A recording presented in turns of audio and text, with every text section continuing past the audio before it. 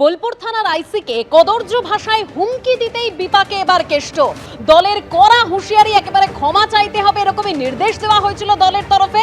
তার 38 মিনিটের মাথায় ঝুঁকলেন অনুব্রত মণ্ডল, অর্থাৎ ক্ষমা চাইলেন তিনি। বারবার পুলিশকে হুমকি, অবশেষে কেষ্টর বিরুদ্ধে এফআইআরও দায়ের করা হলো। কেষ্টর বিরুদ্ধে পুলিশের এফআইআর, একেবারে অনুব্রত মণ্ডলের অফিসে গিয়ে হাজিরার নোটিশও দিয়ে আসা হলো। কেষ্টর ভাইরাল অডিও তোলপাড়, অস্বস্তির মুখে দলের কড়া বার্তা। কি কারণে কেষ্ট অর্থাৎ অনুব্রত মণ্ডলকে ক্ষমা চাইতে হলো, সেই ভাইরাল অডিও রাখবো আপনাদের সামনে।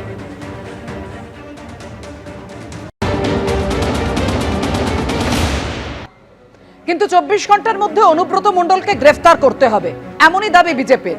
মহিলাদের কি চোখে দেখে তৃণমূল কংগ্রেস সবাই বুঝে গেছে। মুখ্যমন্ত্রী আদরের নেতার কুকর্ম ঢাকতে লোক দেখানো শোকজ, মা বোনেদের অপমান লোক দেখানো শোকজ করে নজর ঘোরানো যাবে না। অবিলম্বে অনুব্রত মণ্ডলকে গ্রেফতারের দাবি বিজেপি রাজ্য সভাপতি সুকান্ত মজুমদার।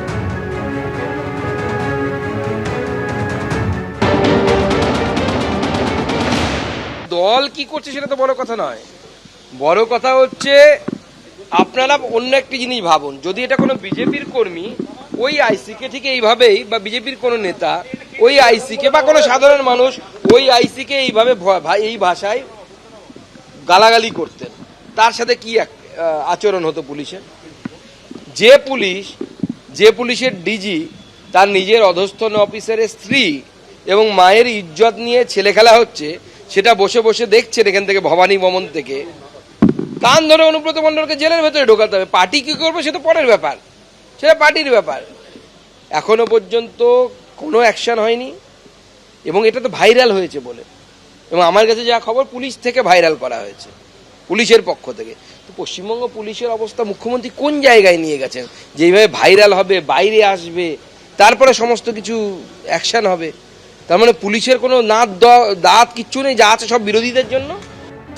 বোলপুরের আইসিকে কদর্য ভাষায় হুমকি, বিপাকে অনুব্রত মণ্ডল। তার বিরুদ্ধে এফআইআর দায়ের হয়েছে এবং তার অফিসে গিয়ে হাজিরার নোটিশ দিয়ে আসা হয়েছে। আর এই নিয়ে বীরভূমের পুলিশ সুপার তিনি কি জানাচ্ছেন শোনাবো।